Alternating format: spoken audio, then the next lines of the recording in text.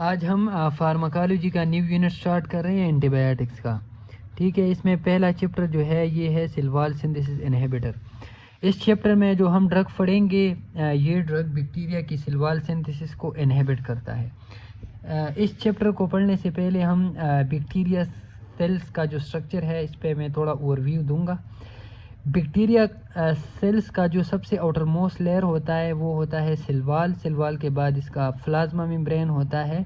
Plasma membrane के अंदर फिर इसका जो सबसे आउटर मोस्ट लेयर है ये सिल्वाल होता है। सिल्वाल के बाद इसका प्लाज्मा मेम्ब्रेन है, इसके अंदर फिर साइटोप्लाज्म होता है और साइटोप्लाज्म के अंदर जेनेटिक मटेरियल्स होता है। ठीक है, सिल्वाल जो है ये पेप्टिडोग्लाइकेन लेयर से कंसिस्ट करता है। ठीक है, पेप्टिडोग्लाइकेन लेयर में दो कंपोनेंट्स होते हैं, एक होता है कार्बोहाइड्रेट्स और कार्बोहाइड्रेट के साथ एमाइनो एसिड की रेसिड्यूज अटैच होते हैं। ठीक है, कार्बोहाइड्रेट्स में इसमें टू टाइप्स के कार्बोहाइड्रेट्स होते हैं, एक होता है एन एसिटाइल ग्लूकोसामीन और दूसरा जो है एन एसिटाइल म्यूरेमिक एसिड।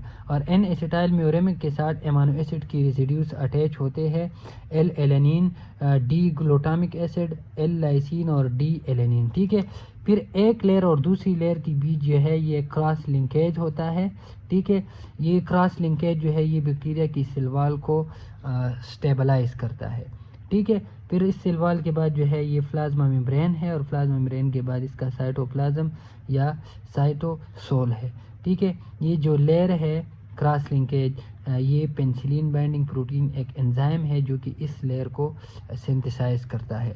ठीक है, सो इस चैप्टर में आज हम पेनिसिलिन को डिस्कस करेंगे। ठीक है, पेनिसिलिन जो है ये एक बैक्टीरियोसाइडल ड्रग है। इसका मतलब ये है कि ये बैक्टीरिया सेल्स को डैमेज करता है। ठीक है, बैक्टीरिया सेल्स को डैमेज करता है या डिस्ट्रॉय करता है। ठीक है, अगर इसकी स्ट्रक्चर की बात की जाए तो इसका स्ट्रक्चर जो है ये इस एमाइनो एसिड से सिमिलरिटीज़ रखता है। ठीक है, ये है डी एलेनाइल डी एलेनिन। ये जो एमाइनो एसिड्स होता है ये क्रॉस लिंकेज बनाता है। ठीक है, इसमें ये टू एमाइनो एसिड्स होते हैं डी एलेनिन का। ठीक है, अब अगर हम पेनिसिलिन की स्ट्रक्चर की बात करें तो इसमें थ्री मेन कंपोनेंट होते हैं। ठीक है, एक इसका बीटा लैक्टम रिंग होता है, दूसरा जो है तेलिडोजोन रिंग है और तीसरा जो है ये आर ग्रुप है। ठीक है, ये पेनिसिलिन का स्ट्रक्चर है, इसमें जो ये रिंग है ये तेलिडोजोन रिंग है, ये बीटा लैक्टम रिंग है और ये जो है ये आर ग्रुप है। ठीक है, ये जो बीटा लैक्टम रिंग है ये इंतहाई इम्पॉर्टेंट है। बैक्टीरिया जब रेजिस्टेंस शो करता है टुवर्ड्स पेनिसिलिन तो वो एक एंजाइम रिलीज़ करता है बीटा लैक्टमेज एंजाइम, और बीटा लैक्टमेज एंजाइम जो है ये इस रिंग को, ये बीटा लैक्टम रिंग जो है इस बांड को ब्रेक डाउन करता है। फिर जितनी भी पेनिसिलिन है इसमें ये तेलिडोजोन रिंग और बीटा लैक्टम रिंग जो है ये सेम होता है, इसका जो आर ग्रुप होता है वो एक दूसरे से डिफरेंट होता है। इस रिंग को और इस रिंग को दोनों को कंबाइन 6 एमाइनो पेनिसिलिक एसिड कहते हैं। अब हम पेनिसिलिन का मैकेनिज्म ऑफ एक्शन पढ़ते हैं। ठीक है, कि पेनिसिलिन कैसी बैक्टीरिया की सिल्वाल सिंथेसिस को इनहिबिट करता है। इसमें पहला स्टेप है टारगेटिंग बैक्टीरियल सिल्वाल सिंथेसिस। जो पेनिसिलिन है ये बैक्टीरिया की सिल्वाल सिंथेसिस को टारगेट करता है, यानी बैक्टीरिया की सिल्वाल सिंथेसिस को इनहिबिट करता है। ठीक है, दूसरा स्टेप जो है ये इनहिबिटिंग ट्रांसपेप्टाइडेशन। इसका क्या मतलब है? इसका सिंपल मतलब ये है कि जो एक पेप्टिडोग्लाइकेन लेयर और दूसरी पेप्टिडोग्लाइकेन लेयर के बीच एक क्रॉस लिंकेज होता है। ठीक है, अब जब ये क्रॉस लिंकेज बनता है तो इस प्रोसेस को ट्रांसपेप्टाइडेशन कहते हैं और ये ड्रग जो है ये इस प्रोसेस को इनहिबिट करता है। अब ये ड्रग जो है स्टेप थ्री में पेनिसिलिन बाइंडिंग प्रोटीन के साथ बाइंड हो जाता है। पेनिसिलिन बाइंडिंग प्रोटीन ये एक एंजाइम है जो कि ट्रांसपेप्टाइडेशन करता है। ट्रांसपेप्टाइडेशन का मतलब ये है कि पेप्टिडोग्लाइकेन लेयर के बीच क्रॉस लिंकेज बनाता है और क्रॉस लिंकेज सिल्वाल को स्टेबल करता है। सो जब इस एंजाइम की एक्टिविटी इनहिबिट हो जाती है तो ये प्रोसेस भी इनहिबिट होता है और क्रॉस लिंकेज नहीं बनता, जिसकी वजह से सिल्वाल अनस्टेबल होता है।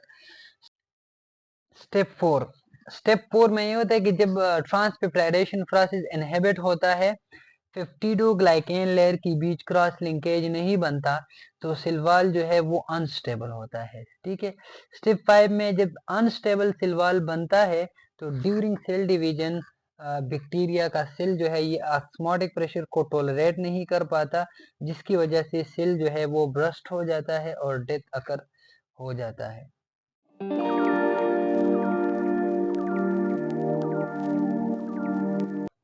एंटी स्पेक्ट्रम एक्टिविटी का मतलब ये है कि पेनिसिलिन को हम कितनी टाइप्स ऑफ बैक्टीरिया को कवर करने के लिए यूज कर सकते हैं। तो इसके अंदर फिर पेनिसिलिन जो है उसको हम कैटेगराइज करते हैं नैरो स्पेक्ट्रम का जो पेनिसिलिन होते हैं ये सिर्फ और सिर्फ ग्राम पॉजिटिव बैक्टीरिया को कवर कर सकता है।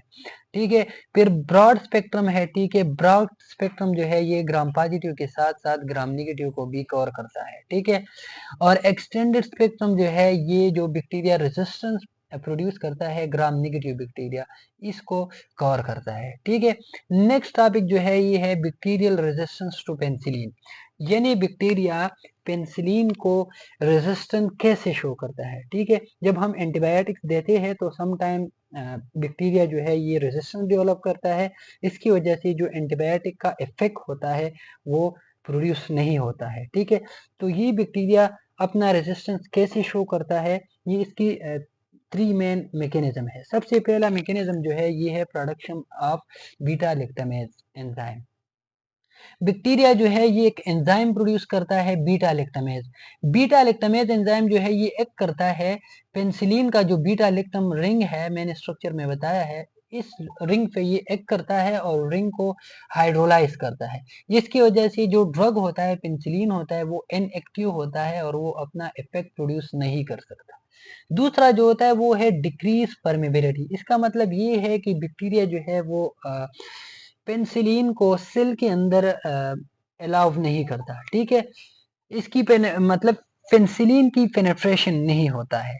ठीक है, इसकी कुछ जो बैक्टीरिया है ये कुछ बैरियर प्रोड्यूस करता है और उन बैरियर की वजह से पेनिसिलिन जो है ये बैक्टीरियल सेल्स के अंदर एंटर नहीं होता है।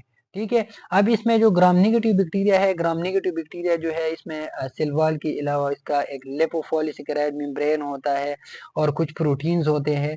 ठीक है, जो कि बैक्टीरिया को सेल के अंदर पेनिसिलिन को सेल के अंदर अलाउ नहीं करता है। ठीक है, अब हमारे पास ये एक प्रोटीन है फूरिन। ज्यादातर जो एंटीबायोटिक्स होते हैं वो इस प्रोटीन के थ्रू सेल के अंदर एंटर हो जाते हैं। ठीक है, सो बैक्टीरिया जो है ये इस प्रोटीन की एक्टिविटी को इनहिबिट करता है, जिसकी वजह से पेनिसिलिन जो है ये सेल के अंदर एंटर नहीं होता है।